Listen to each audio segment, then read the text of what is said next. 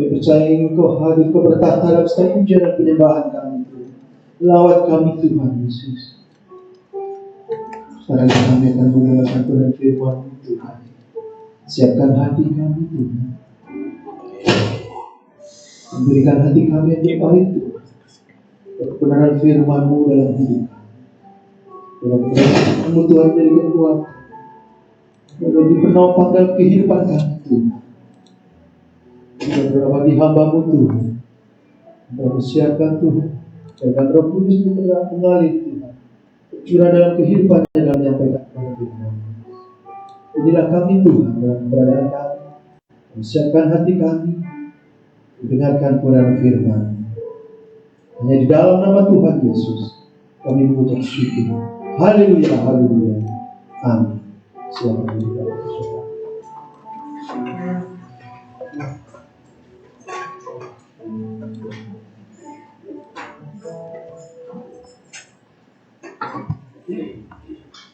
Udah. Dan zoom lagi. Shalom. Tuhan, haleluya. Shalom. Haleluya. Saya yakin percaya saudara datang ke tempat ini bukan sebuah kebiasaan, tapi saudara ingin berjumpa dengan Tuhan, ingin ketemu dengan Tuhan. Itu poin yang penting. Ketika engkau datang ke tempat ini hanya kebiasaan, engkau tidak dapat apa-apa, tidak dapat sesuatu. Tapi ketika engkau datang berjumpa dengan Yesus, ketemu dengan Yesus, Tuhan Yesus akan memuaskan hidup Anda. Tuhan Yesus akan memenuhi kebutuhanmu. Tuhan Yesus akan memberikan jawaban di dalam kehidupanmu. Karena Anda berjumpa dengan seorang pribadi yang luar biasa, yaitu Yesus.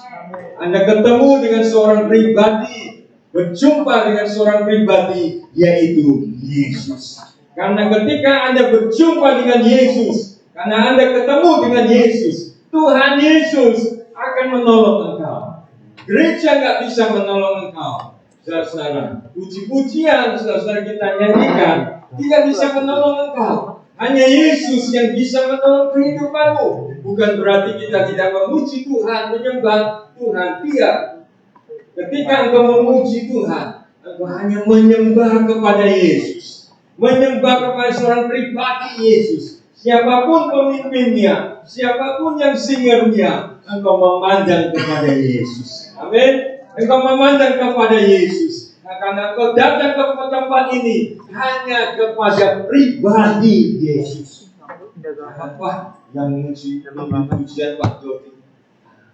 Aku nggak mau. Yang mimpin pujian, wah, ya ini yang saya baru mau. Yang mimpin pujian, ya ini saya baru mau. Anda salah.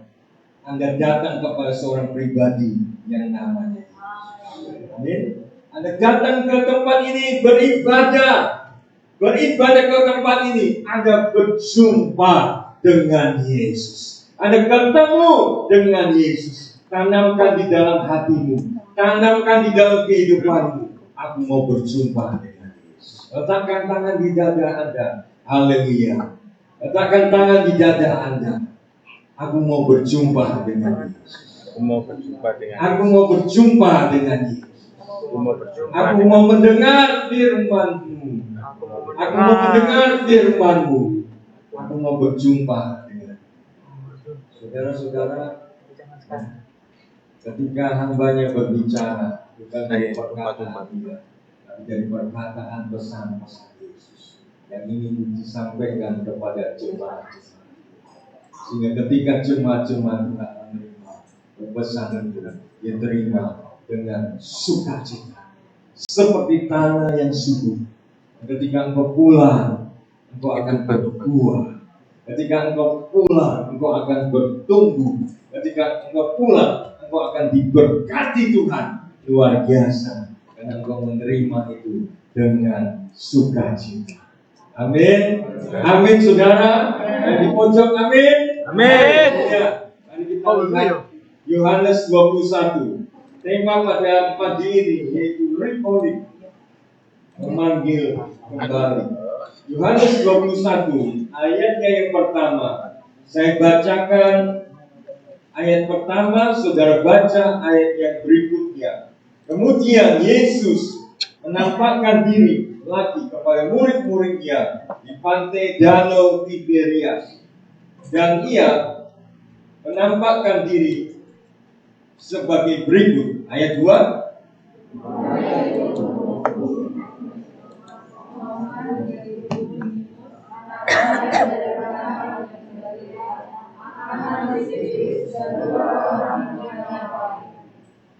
Kata Simon Petrus kepada mereka, "Aku yang menangkap ikan." Kata mereka kepadanya, "Kami pergi juga dengan engkau." Mereka berangkat lalu naik ke perahu, tetapi malam itu mereka tidak menangkap apa-apa. Berikutnya,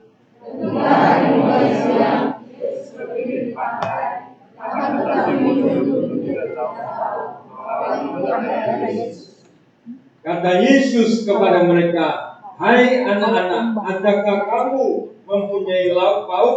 Jawab mereka, "Tidak ada."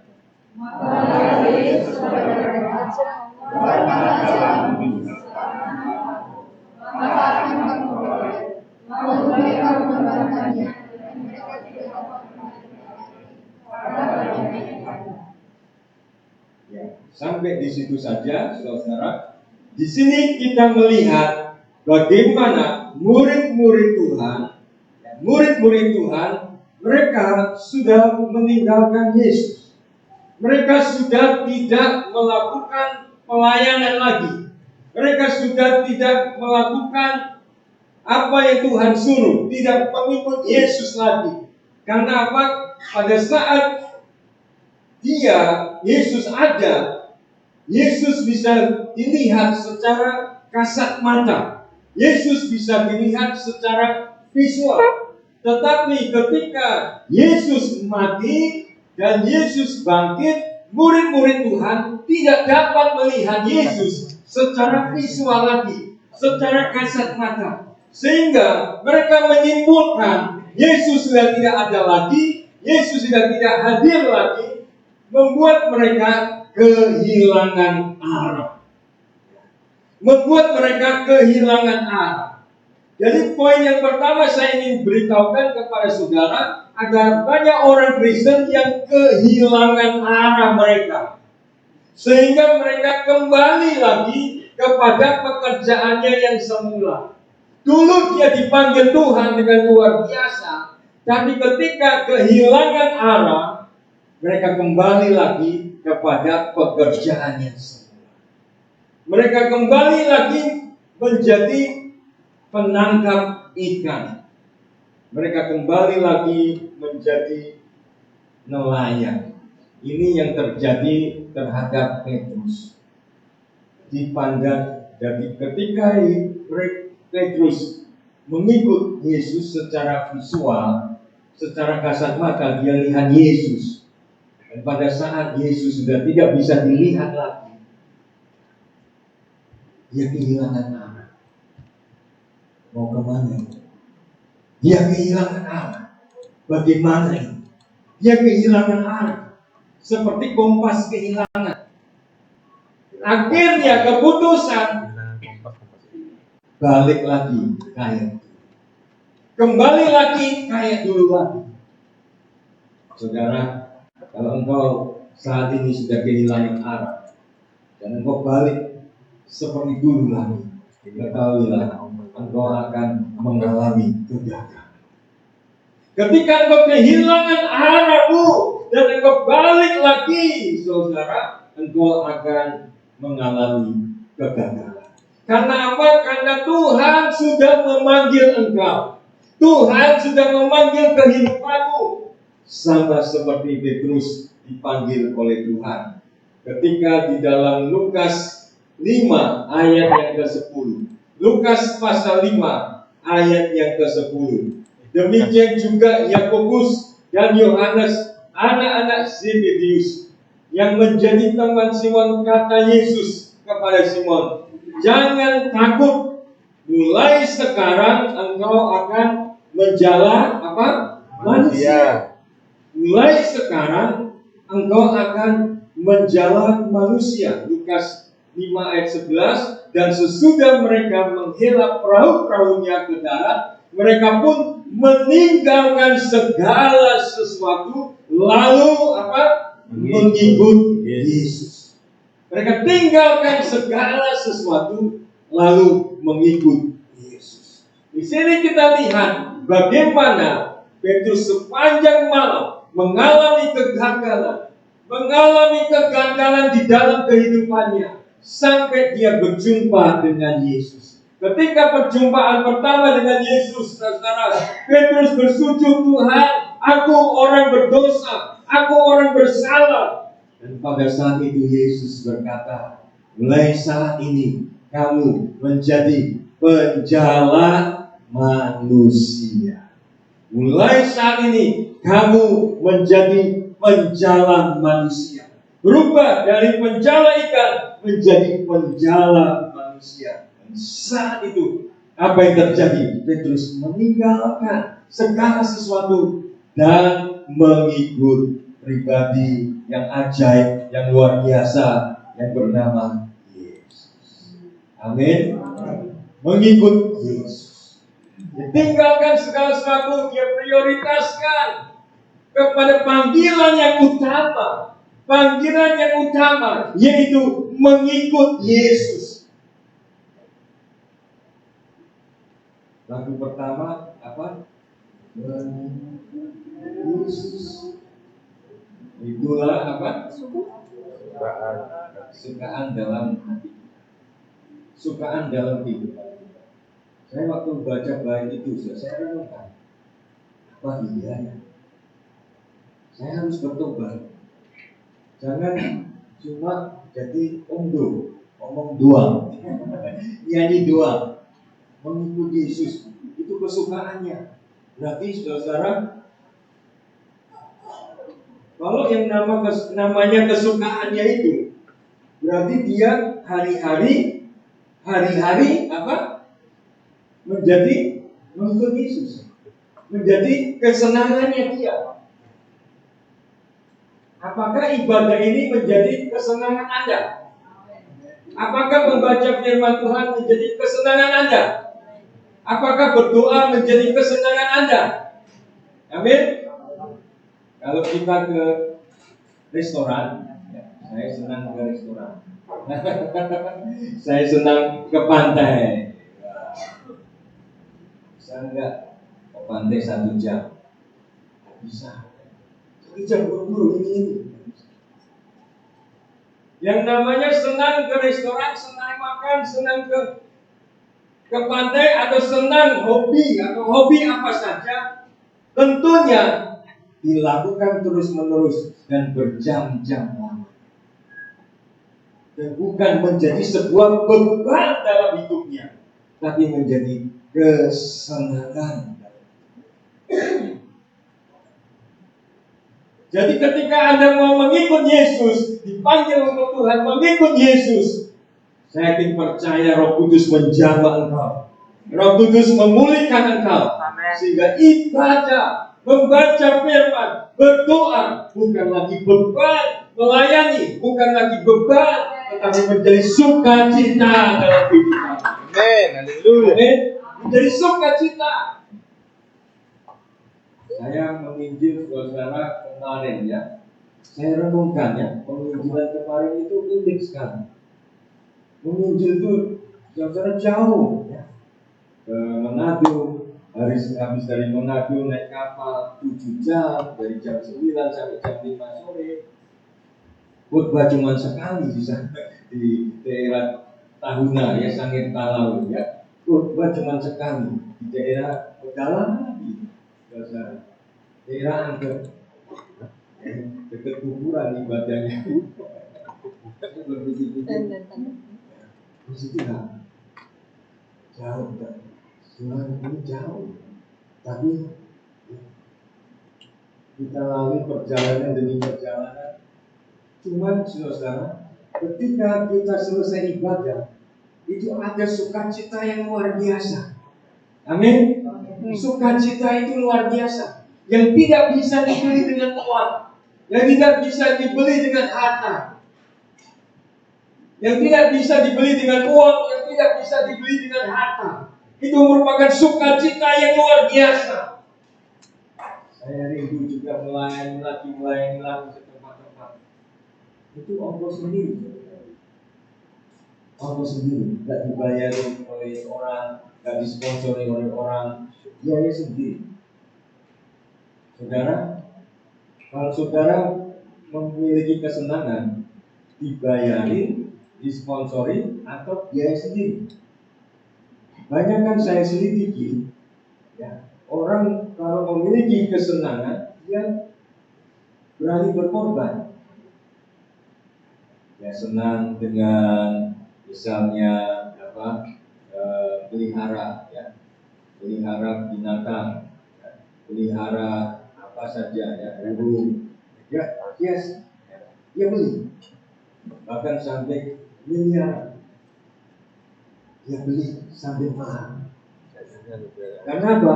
Karena dia hobi di situ, dia senang di situ, dia berkorban, dia kerjakan itu karena dia senang.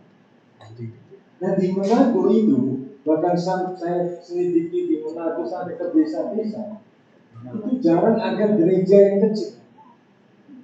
Gerejanya itu besar-besar, bahkan saya sampai ke desa, itu gerejanya besar-besar. Jarang ada gereja ini, gerejanya besar-besar. Saya ke desa 4 jam, ya, namanya Mondo ini, itu gerejanya besar-besar di sana. Saya berdua 4 jam, ternyata besar-besar gereja di sana. Dan saya lihat di sana jemaat-jemaat dan orang-orang di sana memiliki kesukaan untuk berkorban. Supaya apa? Supaya gereja di sana dibangun dan nama Tuhan dimuliakan. Amin. Amin. Jadi ini sesuatu yang unik.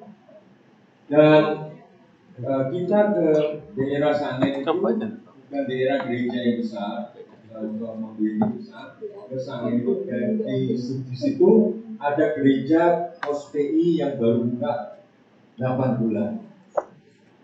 Jauh tempatnya baru buka 8 bulan. Dan gereja jemaat di situ masih sedikit karena masih 8 bulan. Masih 8 bulan. Saya ngomong dengan pendetanya, namanya Pendeta Yusuf, ya. Ya, dia cerita ada jemaat di tempat ini yang sedang ke Papua, ya. Ya, Papua tambak emas. Untuk apa ke sana saya tanya?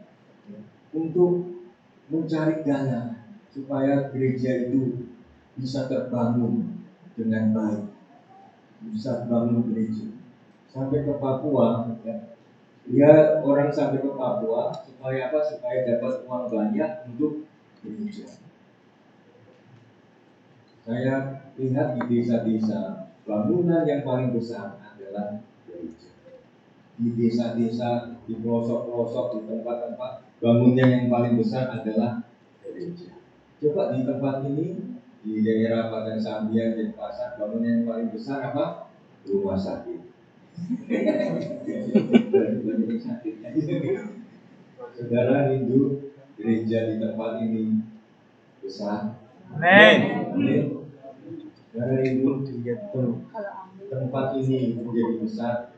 Saya juga sudah katakan 10 tahun atau 15 tahun yang lalu, di sini itu bukan gereja. Gereja itu harus di luar. Karena masuk gang aja sudah kecil, mau parkir aja sudah susah. Kita akan masuk ke sana, tapi saudara jemaat-jemaat Tuhan di tempat ini terlebih dulu harus memiliki kesukaan dulu. Harus memiliki kesukaan dulu. Banyak Pak Sam yang orang mengadu, saya tadi malam cerita-cerita gimana sih mereka? Wah, luar biasa. Mereka itu merasakan bahwa kalau gerejanya miring ke kanan, miring ke kiri, gerejanya jelek, atau mereka merasa tidak suka, tidak enak di hati mereka. Saya kalau melihat gereja Tuhan itu besar, gereja Tuhan itu luar biasa. Mereka merasa suatu kebanggaan. Bahkan mereka punya tanaman ya, bertani di daerah Pondok Indah itu daerah pertanian. Bahkan mereka daerah pertanian, mereka sama-sama garap pertanian itu. Kalau ini menghasilkan 10 juta, itu dipakai untuk pembangunan. Mereka garap sama-sama supaya apa? Supaya dapat uang itu untuk pembangunan, untuk pembangunan rumah Tuhan. Dan saya percaya, saudara-saudara, ketika Tuhan menjamah kita, ketika Tuhan menjamah hidup kita, kita datang bukan kepada pendeta, bukan datang kepada siapa yang memimpin pujian, tapi kita datang kepada Tuhan di atas segala Tuhan, yaitu Tuhan Yesus. Amin. Dan ketika kita berjumpa dengan Tuhan, berjumpa dengan Allah, kita rindu, Tuhan, aku mau mempersembahkan yang terbaik. Aku mau mempersembahkan yang terindah untuk Engkau. Aku mau mempersembahkan yang termulia untuk Engkau. Ada kesukaan dalam hidupnya untuk membangun rumah Tuhan. Ada kebanggaan dalam hidupnya untuk membangun rumah Allah. Ada kebanggaan dalam hidupnya, saudara, untuk melayani Tuhan. Ada kebanggaan dalam kehidupannya untuk melakukan yang terbaik untuk Tuhan. Ada kebanggaan di dalam kehidupannya, saudara. Aku mau mengerjakan yang terindah, yang termanis untuk kemuliaan nama Tuhan. Amin. Walaupun di desa-desa itu mereka punya parabola atau punya live TV. Lalu saya berpikir begini, saudara. Kalau kita punya lagu-lagu dan kita produksi lagu-lagu itu dengan baik dan kita taruh di live TV, itu sangat memberkati di daerah desa-desa, karena mereka channel TV tidak ada, mereka pakai parabola. Itu sebabnya, saudara, maka program rekaman yang dulu, walaupun itu belum kesampaian ke sana, puji Tuhan. Ya. Saya percaya satu waktu Tuhan akan memperlengkapi arah ke sana. Tujuannya apa? Tujuannya untuk memberkati. Tujuan untuk memberkati. Hanya satu, kita harus dipakai Tuhan untuk memberkati, supaya nama Tuhan dimuliakan, nama Allah diagungkan. Tapi semua yang kita lakukan harus basic kembali di awal. Apakah saudara memiliki kesukaan? Memiliki kesukaan. Kalau Anda tidak memiliki kesukaan, kecintaan, mau berkorban susah, mau berkorban sulit, karena Anda tidak memiliki kesukaan. Dan kesukaan itu didapat ketika Anda berjumpa dengan Tuhan, ketika Anda ketemu dengan Tuhan, ketika Anda berjumpa, Tuhan memanggil saudara. Pada saat Anda mengalami kegagalan seperti Petrus, Tuhan memanggil kehidupanmu ketika engkau hancur. Tuhan memanggil hidupmu pada saat engkau sakit. Tuhan memanggil kehidupanmu pada saat engkau tabrakan. Tuhan memanggil hidupmu pada saat engkau hancur-hancuran. Tuhan hadir memulihkan kehidupanmu. Tuhan hadir memulihkan keadaanmu. Dan kalau Tuhan hadir memulihkan engkau, menjamah engkau, itu adalah panggilan yang pertama. Engkau dulu miskin, tidak punya apa-apa, Tuhan angkat engkau menjadi orang yang diberkati Tuhan. Engkau dulu secara jauh dari Tuhan, orang yang berdosa, tapi Tuhan panggil, dipulihkan, disucikan, menjadi alat Tuhan yang luar biasa. Itu adalah panggilan yang pertama. Dan pada saat itu Petrus diingatkan Tuhan dalam panggilan yang pertama, di mana saat ini engkau bukan lagi penjala ikan, engkau penjala manusia. Engkau penjala manusia.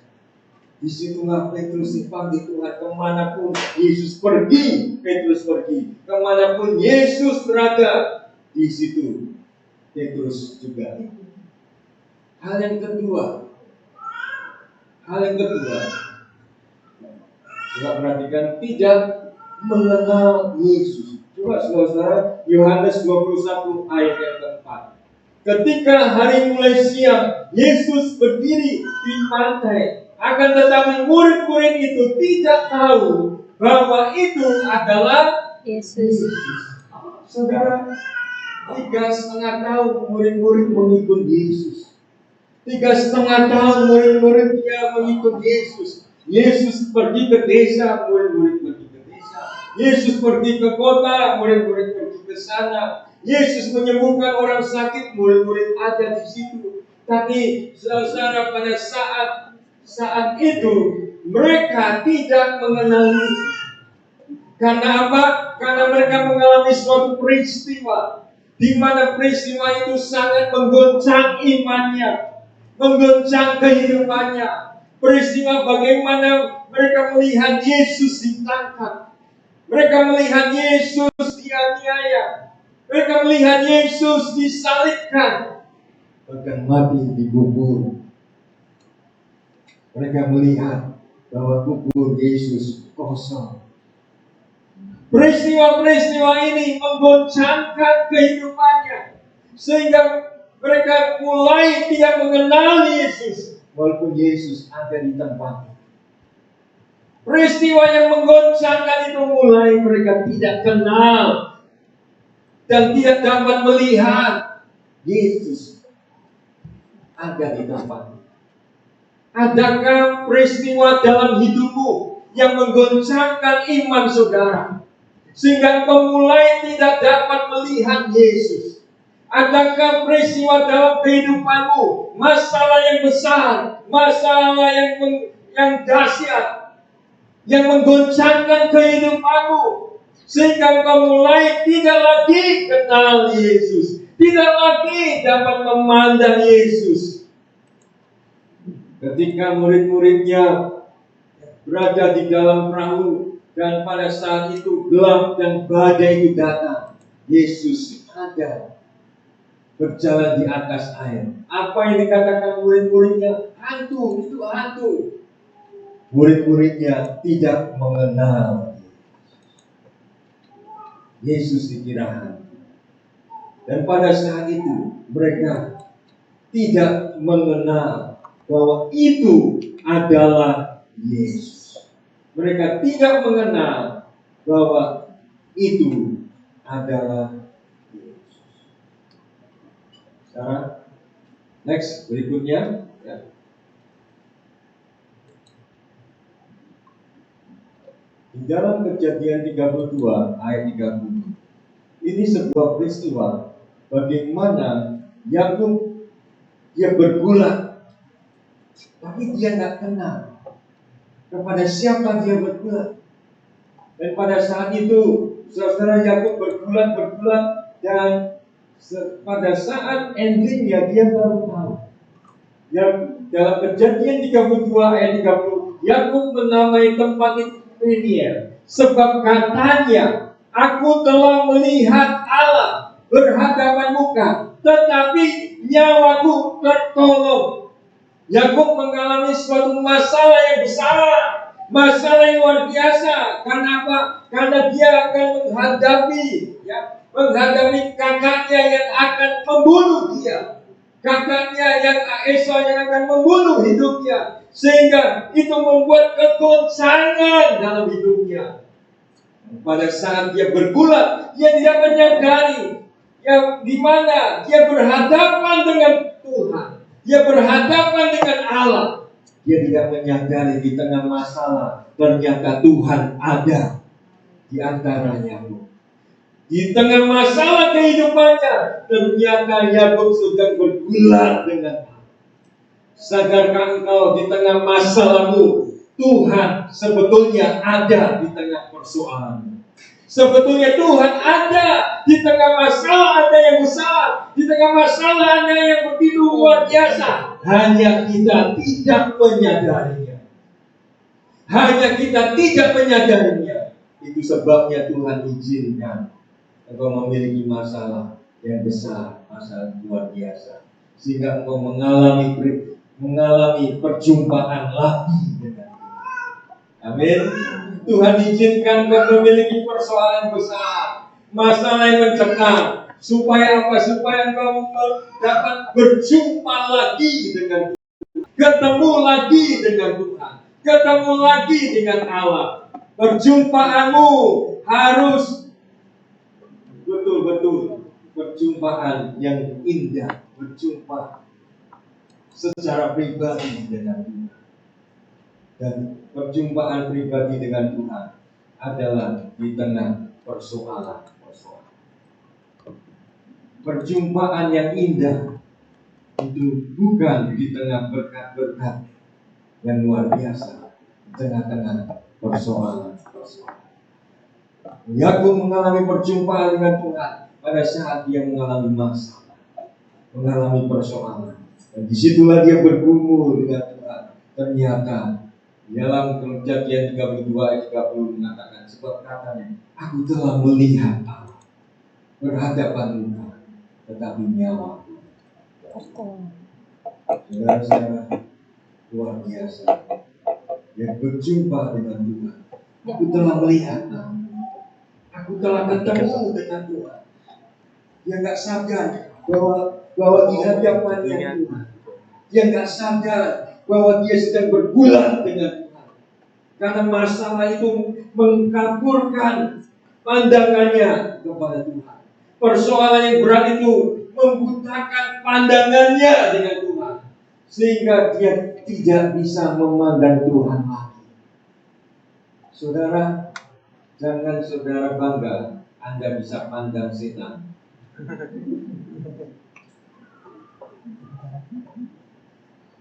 Di Alkitab tidak ada. Puji Tuhan, aku memandang iblis. Yang bergulat dengan iblis. Saudara tahu Abraham, Musa, Yakub, semua yang ada di Alkitab, tokoh-tokoh di dalam Alkitab, dia berjumpa, dia pandang. Amin. Amin. Apakah itu kerinduan Anda? Amin. Jangan kita capek. Di situ ada setan. Di situ ada setan Pak Pendeta. Terus mana? Di sebelah utara, di sebelah barat, di sebelah timur. Capek kita. Baru keluar dari ini, hati-hati. Ada iblis di situ, menyingkir 1 meter.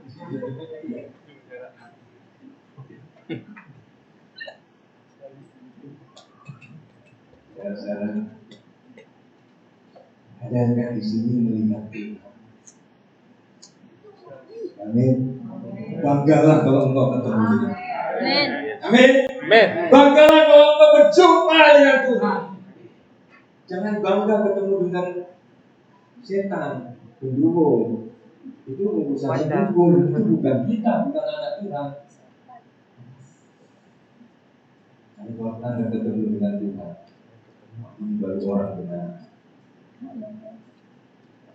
Mau ketemu kapan, mau dia menit, saya melihat ada malaikat Tuhan. Enak ya, dengar aja apa? Ada malaikat Tuhan.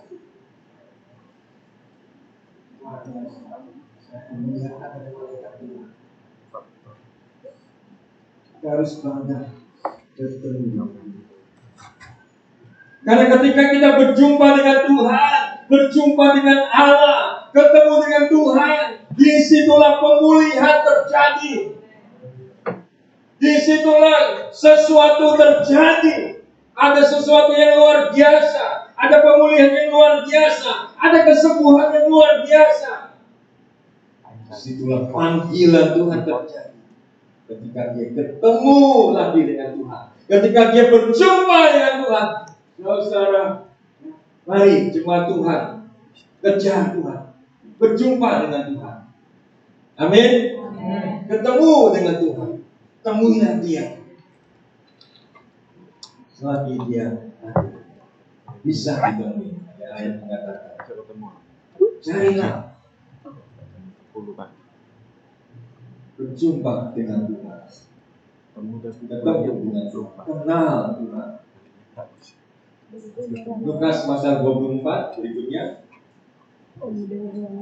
Ketika mereka sedang bercakap-cakap dan bertukar pikiran, datanglah Yesus sendiri mendekat mereka, lalu berjalan bersama-sama dengan mereka. Tetapi ada sesuatu yang menghalangi mata mereka, sehingga mereka tidak dapat mengenal Dia. Ini saudara terjadi di jalan Emmaus. Mereka orang tua ini sedang berjalan, membicarakan apa? Membicarakan Yesus yang mati, membicarakan Yesus yang bangkit. Mereka bingung, kok Yesus bisa mati, bisa bangkit lagi. Mereka bingung. Tapi pada saat itu Yesus ada di situ, berjumpa dengan kedua yang sedang jalan. Tapi mereka tidak dapat mengenal Dia, Yesus yang sedang berjalan bersama-sama. Saudara, pasca kematian kebangkitan Yesus terjadi 2000 tahun.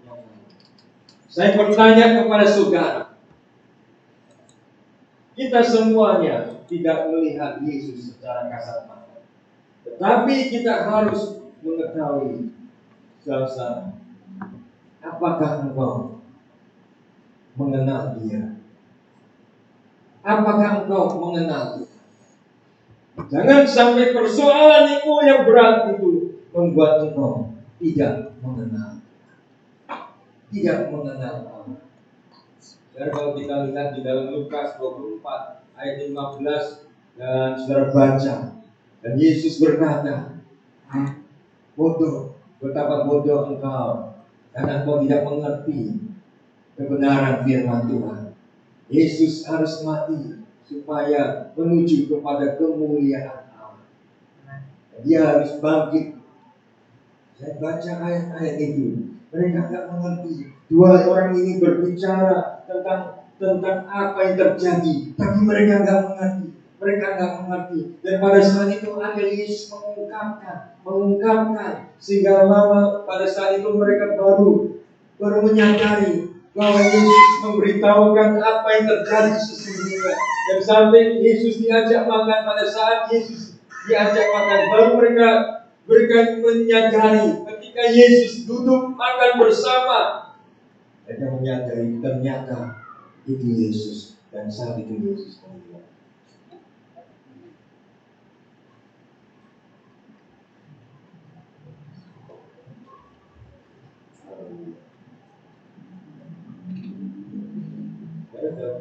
Menjadi orang Kristen berapa lama?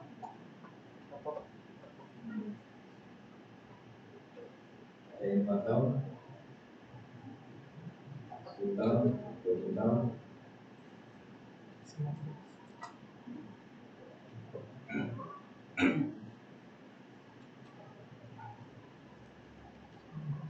Waktu itu tidak menentukan orang untuk mengenal Dia. 19. Walaupun 20 tahun, 30 tahun, atau 40 tahun, mereka tinggalkan Yesus. Tinggalkan Dia, karena mereka tidak mengenal.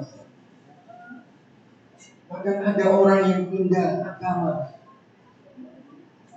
Bahkan ada orang yang tidak ibadah lagi, menjadi orang ateis. Tidak, saya nggak perlu agama lagi. Agama begini-begini, lihat itu, gereja itu, lihat itu, pendetanya, lihat ini, lihat itu. Ya, saudara, tunjukkan ya, gereja yang punya masalah, pendeta yang punya masalah, dia tunjukkan. Padahal dulu dia adalah orang Kristen yang rajin ibadah, yang taat pada Tuhan, yang taat pada Allah. Sejak lahir dia menjadi orang Kristen. Tetapi pada saat-saat 10 tahun dia alami kekecewaan, dia alami suatu beban yang berat, persoalan berat. Akhirnya dia tinggalkan. Kekecewaan itu membuat dia tinggal. Saya ingin beritahukan kepada saudara, kenallah Tuhan dengan baik. Amin. Kenallah Dia dengan baik. Supaya apa? Supaya engkau jangan tinggalkan. Kenalah Dia dengan baik. Ketika kita berdoa, datanglah pada Yesus. Kenal pribadi Yesus. Ketika kita kenal pribadi Yesus, kita dikunjungi oleh Yesus. Haleluya. Haleluya. Kita didoakan oleh Yesus. Kita mengenal pribadinya dengan baik. Dan kita mengalami suatu hal yang luar biasa dalam hidup kita. Bukan sebatas teori, atau sebatas kata-kata, atau sebatas bacaan firman, tetapi kita dapat merasakan kehadirannya, dapat mengenal kehadirannya, dapat mengerti rancangannya. Dan ketika kita mengenal, kita mengerti rancangan Tuhan, rancangan Allah, itu membuat kita tidak mau mundur dari mengikuti Yesus. Amin. Itu membuat kita tidak mau mundur karena kita kenal Dia. Kita nggak mau mundur karena kita kenal pribadinya. Aku kenal pribadi. Zaman-zaman akhir ini dalam firman Tuhan akan terjadi penganiayaan yang luar biasa. Saya beritahu kepada saudara, akan terjadi banyak penganiayaan terhadap orang-orang Kristen. Orang yang tidak kuat imannya, dia akan murtad. Orang yang tidak kuat imannya, dia akan lari. Orang-orang Kristen yang ecek-ecek, orang-orang Kristen yang ikut-ikutan, saudara, dia akan lari. Dikasih uang, kamu tinggalkan Tuhan, langsung mau. Mau berapa? 10 juta, 1 M. Dia akan lari. Dia akan tinggalkan Tuhan. Karena pengenalannya kepada Tuhan, pengenalan kepada Allah tidak jelas. Tidak jelas. Saya beritahukan sekali lagi, akan ada waktunya, akan ada masanya, masa penampian, masa di mana orang-orang akan dipilih yang mau ikut Tuhan, menderita, mau ikut Tuhan. Bahkan ada yang dianiaya, mau ikut Tuhan. Ada waktunya, saudara, ada waktunya. Tapi orang yang mengenal Dia, dia tidak mau menyangka di Vietnam terjadi suasana. Siapa yang mau menginjak gambar Yesus, ada gambar Yesus, lalu ditaruh di bawah, kamu harus ludahi gambar Yesus, harus injak gambar Yesus, harus tutupi Yesus. Saudara mulai satu-satu injak gambar Yesus, dan ludahi gambar Yesus. Ada seorang anak kecil, dia ambil gambar Yesus yang sudah diludahi, dia ambil gambar Yesus yang sudah diludahi, sudah diinjak-injak. Dia peluk, lebih baik aku mati daripada aku menyangkal Yesus, daripada aku meludahi, daripada aku meninggalkan Yesus. Dan sekarang penganiayaan akan terjadi. Penganiayaan akan terjadi dan banyak orang yang murtad.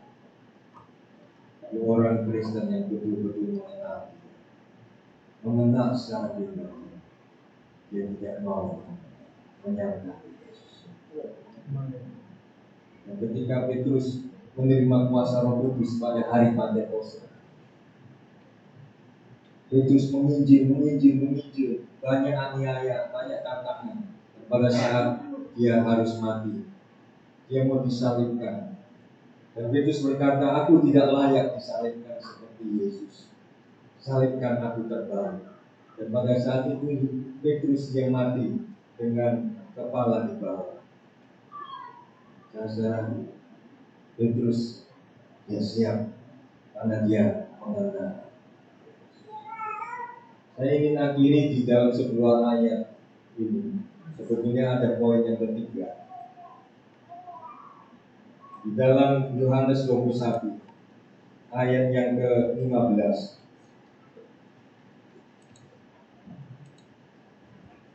Yohanes 21. Saya sudah siapkan slide-nya tapi beda ayat yang ke-15. Sesudah sarapan Yesus berkata kepada Simon Petrus, "Simon anak Yohanes, apakah engkau mengasihi aku lebih daripada mereka ini?" Jawab Petrus kepadanya, "Benar Tuhan, engkau tahu bahwa aku mengasihi engkau." Kata Yesus kepadanya, "Gembalakanlah domba-domba." Kata Yesus pula kepadanya untuk kedua kalinya, "Simon anak Yohanes, apakah engkau mengasihi aku?" Jawab Petrus kepadanya, "Benar Tuhan, engkau tahu bahwa aku mengasihi engkau." Kata Yesus kepadanya, "Gembalakanlah domba-domba." Ayat 17. Kata Yesus kepadanya untuk ketiga kalinya, "Simon anak Yohanes, apakah engkau mengasihi aku?" Maka sedih hati Petrus karena Yesus berkata untuk ketiga kalinya, "Apakah engkau mengasihi aku?" Dan ia berkata kepadanya, "Tuhan, engkau tahu segala sesuatu. Engkau tahu bahwa aku mengasihi engkau." Kata Yesus kepadanya, "Gembalakanlah domba-domba. Aku berkata kepadamu, sesungguhnya ketika engkau muda, engkau mengikat pinggangmu sendiri dan engkau berjalan kemana saja kau kehendaki. Tetapi jika engkau sudah menjadi tua, engkau akan mengulurkan tanganmu dan orang lain akan mengikat engkau dan membawa engkau ke tempat yang tidak kau kehendaki." Dalam hal ini dikatakannya untuk menyatakan bahwa Petrus akan mati, memuliakan Allah. Sesudah mengatakan demikian, ia berkata kepada Petrus, "Apa? Ikutlah."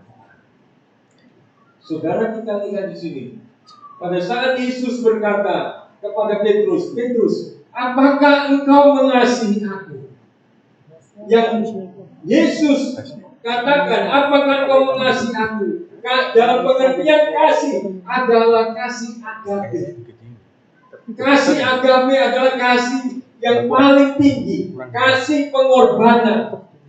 Tetapi apa jawab Petrus? Petrus berkata, "Benar Tuhan, aku mengasihi engkau." Kasih yang diberitahukan kepada Petrus adalah kasih filial. Kasih filial dan kasih agape beda, saudara. Kasih filial itu dari kita untuk kita. Kasih filial itu adalah kasih persahabatan. Kamu mengasihi aku mengasihi kamu. Kasih pertemanan. Ada banyak orang mengasihi karena pertemanan, karena persahabatan, dia mengasihi. Tetapi kasih agape adalah berbeda. Dia mengasihi kepada orang yang mana dia tidak dapat kasih dari orang itu. Dia berkorban kepada orang yang membunuh dia.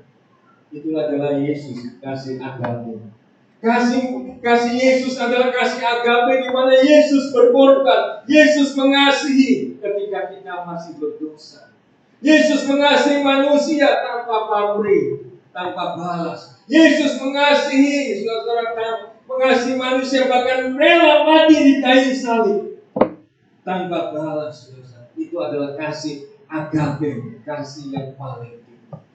Tetapi apa yang dijawab oleh Petrus yang kedua kalinya adalah kasih filial. "Benar Tuhan, aku mengasihi kamu. Kita kan sudah sahabat, kita kan sudah ketemu, kau panggil aku, ya kita sudah berjalan bersama 3,5 tahun." Tapi bukan itu yang Tuhan Yesus maksud. Kasih persahabatan kita.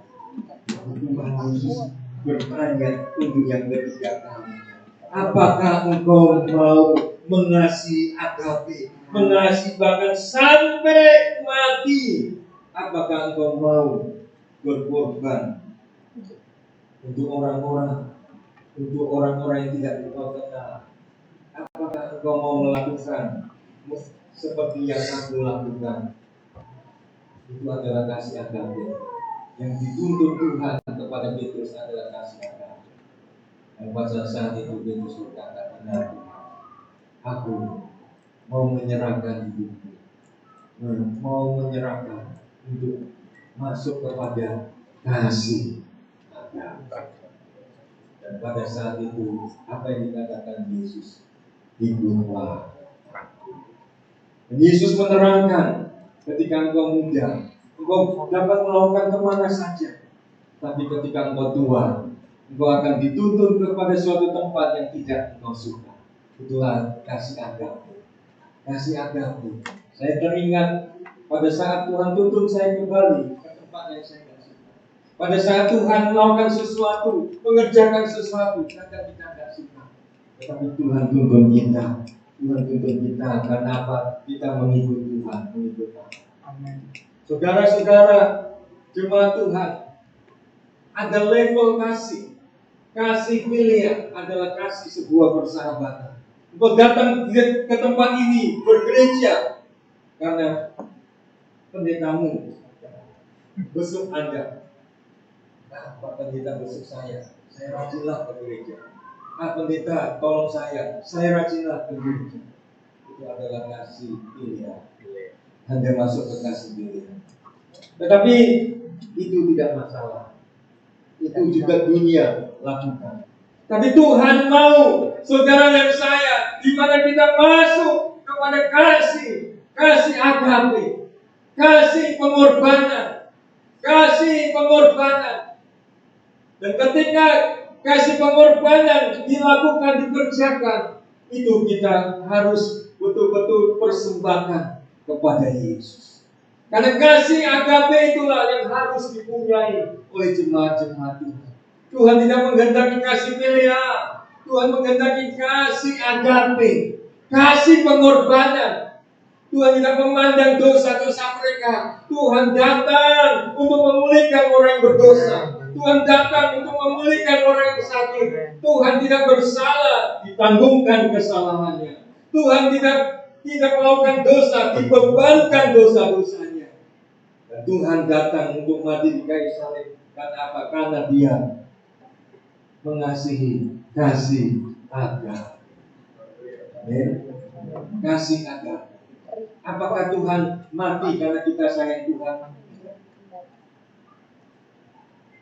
Jemaat di tempat ini kembangkan kasih agape. Jangan kembangkan kasih filia. Kalau engkau memiliki kasih filia, engkau akan mengalami kecewa. Karena apa? Karena satu saat sahabat Anda tidak dapat memperdulikan Anda. Satu saat apa yang kau dapatkan tidak sesuai. Tapi kalau engkau masuk kepada kasih agape, yang mana sepertinya Tuhan, saya sudah melayani, tetapi tidak ada satupun orang yang menghargai saya. Engkau masuk kepada kasih agape. Tuhan, aku sudah berkorban, aku sudah menolong kau. Jangan sampai engkau mengharapkan terima kasih. Jangan sampai engkau mengharapkan penghargaan. Pada saat Anda melayani, jangan sampai engkau harapkan terima kasih. Jangan engkau sampai harapkan penghargaan. Ketika engkau mengharapkan terima kasih, engkau tidak masuk kepada kasih agape. Engkau masuk kepada kasih filia. Tapi pada saat ini saya ingin tegaskan kepada saudara, ketika Anda melakukan pelayanan, Anda disalahkan, Anda dicaci maki, Anda mengalami sesuatu hal yang mana harusnya Anda tidak terima, Anda masuk kepada kasih agape. Amin. Kasih agape. Tetaplah mengasihi Dia. Pandanglah salib Tuhan. Bersyukur pada Tuhan. Anda tetap masuk kepada kasih. Itu sebabnya Yesus memulihkan keadaan Petrus. 3 kali Dia bertanya, apakah engkau mengasihi? Halo? Saya bertanya kepada saudara, apakah engkau masih mengasihi Yesus? Walaupun orang lain benci Anda. Apakah engkau masih mengasihi Yesus? Walaupun orang lain tidak terima kasih kepada Anda. Apakah Anda masih mengasihi Yesus? Mengasihi Yesus. Walaupun tidak ada penghargaan yang Anda dapat dari manusia. 3 kali Tuhan bertanya kepada Petrus. Hari ini Tuhan juga bertanya kepada saudara. Apakah engkau masih mengasihi Yesus? Mari kita berdoa. Haleluya. Terima kasih.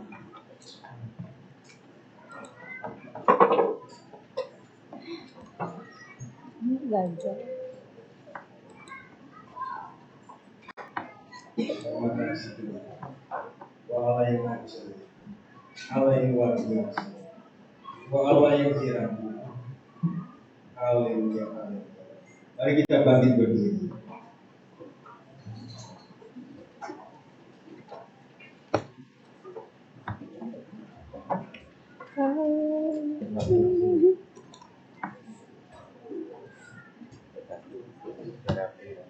Kiranya hari ini engkau datang pada Yesus. Hanya pribadi Yesus saja. Hanya pribadi Dia. Kiranya engkau dapat melihat Yesus, mengenal Dia. Pada saat Anda memuji Tuhan, pada saat Anda menyembah Tuhan, kiranya pribadi Yesus menjamah engkau. Kiranya engkau berjumpa lagi dengan Yesus, dipulihkan oleh engkau. Mungkin engkau mulai jauh dari Tuhan, dan Tuhan akan pulihkan engkau. Tuhan akan pulihkan pribadi. Tuhan akan pulihkan keadaanmu. Seperti Dia berjumpa, seperti Petrus berjumpa dengan Yesus. Haleluya, Yesus. Haleluya. Terima kasih Tuhan. Angkat tanganmu. Angkat tanganmu, datang pada Yesus. Angkat tanganmu, menyembah Yesus. Haleluya, haleluya. Bapa surgawi, kami rindu Tuhan berjumpa secara pribadi dengan Engkau. Kami rindu Tuhan dipulihkan kembali Tuhan. Kami rindu Tuhan dijamah Tuhan. Kami rindu Tuhan dilawat oleh Engkau Yesus. Ini hidup kami Tuhan. Ini keadaan kami Yesus. Haleluya, haleluya. Mari menyembah Tuhan. Mari menyembah Allah. Haleluya. Jangan engkau berjumpa Tuhan lagi. Jangan engkau ketemu dengan Tuhan lagi. Jangan engkau menghadap Tuhan lagi. Haleluya. Haleluya. Yesus, Yesus. Yesus, Yesus. Amin, amin, haleluya. Haleluya, haleluya. Yesus,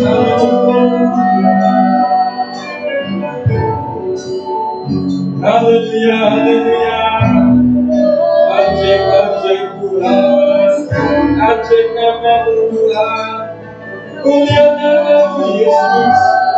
Mulia namamu Tuhan. Haleluya. Haleluya, Yesus. Haleluya. Haleluya. Bawa jemaatmu Tuhan untuk mengenal Engkau. Bawa jemaatmu Tuhan untuk mengenal Engkau Yesus. Bawa jemaatmu Tuhan untuk mengenal pribadi yang luar biasa Yesus. Haleluya. Haleluya.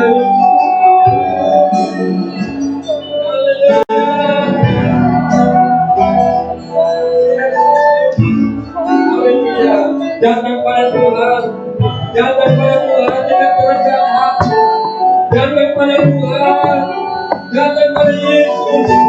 Tuhan Yesus, ini aku Tuhan. Jamah aku Yesus. Tuhan Yesus. Haleluya. Yesus, haleluya. Yesus,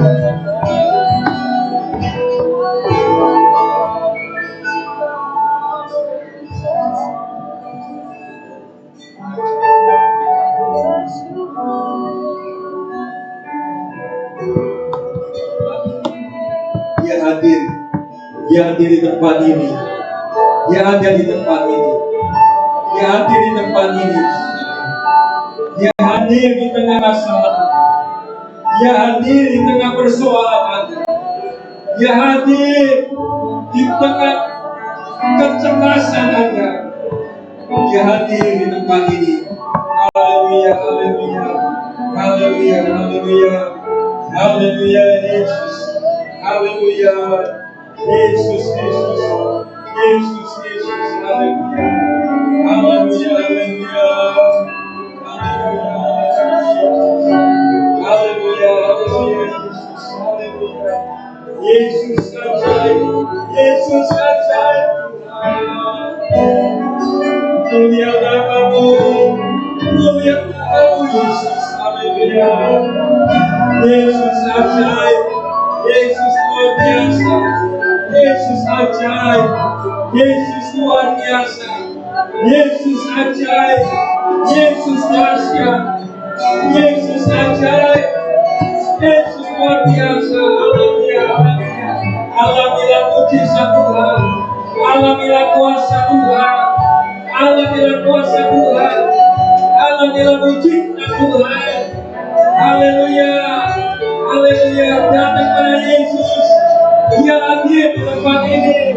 Alamilah mujizat Tuhan, alamilah kuasa Tuhan.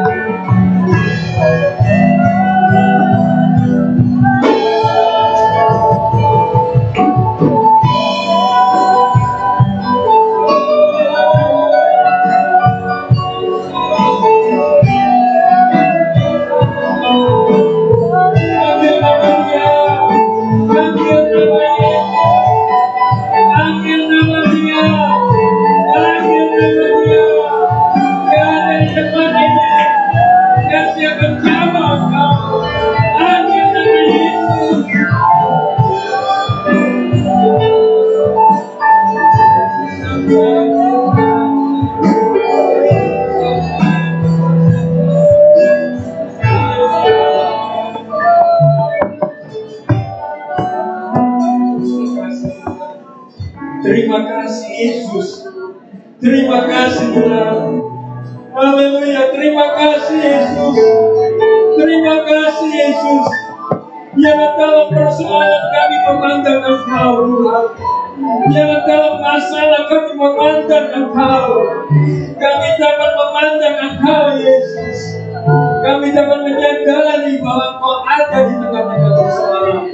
Kami menyadari bahwa Engkau ada di tengah-tengah masalah. Engkau ada di tengah situasi kami Tuhan. Engkau ada di tengah masalah kami. Terima kasih Tuhan. Terima kasih. Ya Tuhan.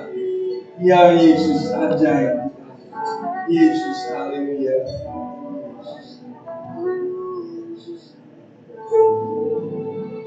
Terima kasih Tuhan. Bukakan mata rohani. Bukakan mata rohani supaya kami dapat memandang, melihat keajaiban, melihat mujizat, melihat kuasa-Mu yang dahsyat, kuasa-Mu yang luar biasa. Biarlah kami dijadikan dengan kuasa-Mu supaya kami dapat memandang.